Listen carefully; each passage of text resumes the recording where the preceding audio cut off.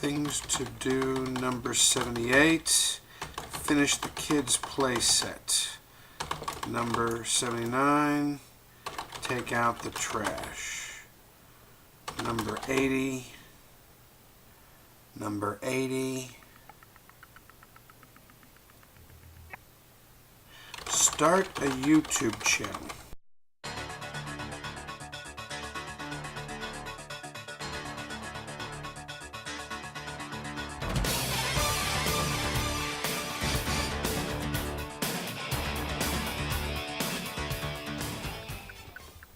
Hello, and welcome W3. Get it? W3? World Wide Web? I made that up. You are such a dork. My name is Dr. Chris Johnson. I'm a small animal veterinarian that works in the Atlanta, Georgia area.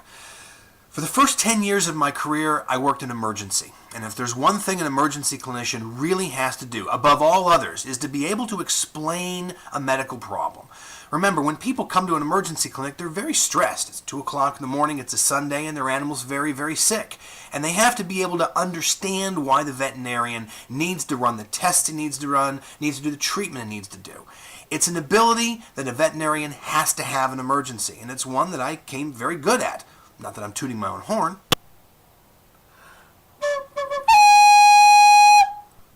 That's not a horn, that's a recorder. Moron. I'm no longer an emergency clinician. I found that nights, weekends, and holidays is not very conducive to family life. So I'm just a general practitioner now. But the fact still remains that people need to know what's going on with their animal. Even more so in a general practitioner situation. Because as an emergency clinician, I was dealing with the immediate problem. Now I'm dealing with long-term chronic diseases. People need to know what to look for. They need to know what to expect. They need to know how to deal with the situation. And it's not that there's not enough information out there. Quite frankly, it's because there's too much information out there. And the biggest problem is you. Well, not you necessarily, but the World Wide Web. There are so many websites. There are so many people to talk to. There are so many chat rooms and Facebook and Twitter and all the rest of that. Nobody knows where to go get information. And as a veterinarian, the most frustrating thing is that I either have somebody that comes in who's trolled the web with so much information I don't know where to start. Yes, I did a little bit of research last night, and I have a couple of questions from some websites I went to. Or you get those people who get their information from sources that aren't quite as reputable as they should be. Dr. Dude, that's not the way that Kim Kardashian says it's supposed to be treated. So what I decided to do was just cut through all the chatter and make some individual YouTube videos that will take a disease process or an aspect of veterinary medicine and go through it step by step, hopefully in a way that's very simplistic to understand. Now that does mean that there's going to be a science aspect.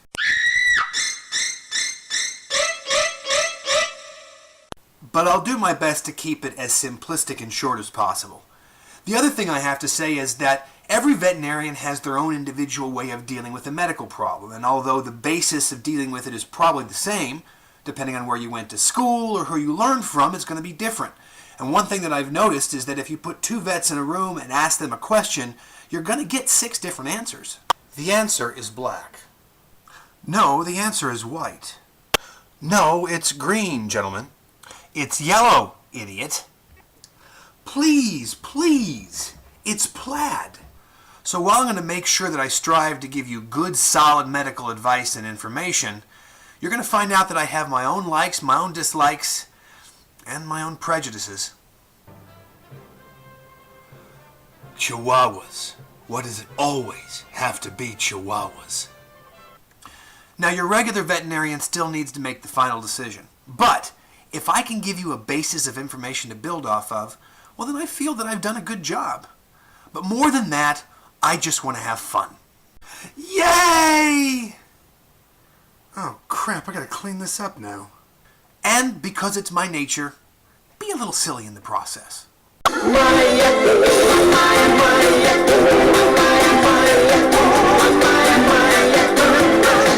So I'm going to do characters, I'm going to do sound effects and splice in some pictures and just generally a whole mix mash of stuff. Of course, there are some lines I probably shouldn't cross. How does my wife do this?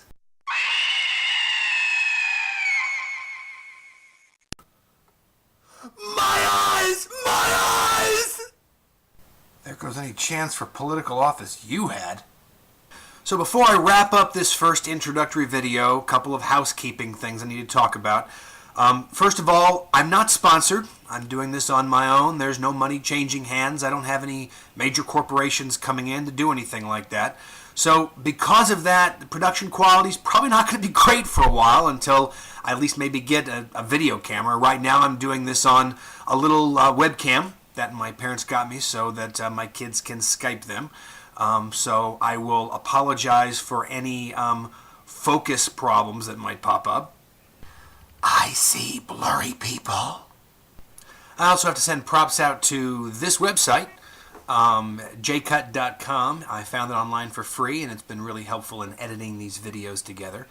And last but not least, send thanks out to Shane Dawson and Philip DeFranco, neither of which have any clue who I am, but I subscribed to their YouTube channels, and it was their fun videos and example that led me to decide to try to do this. Like I have time for this. I hate you both. So that about wraps it up for the introductory episode of Ask the Veterinarian.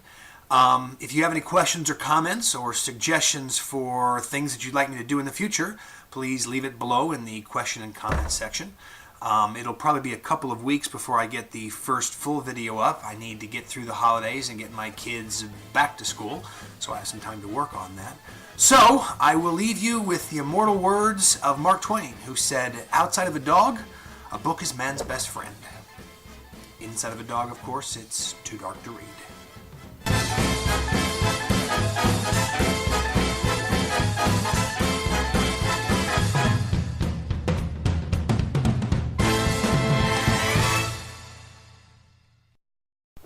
Well, I think that went pretty well. That was like amazing! I was wrong. You're not just a dork. He's the king of the dorks.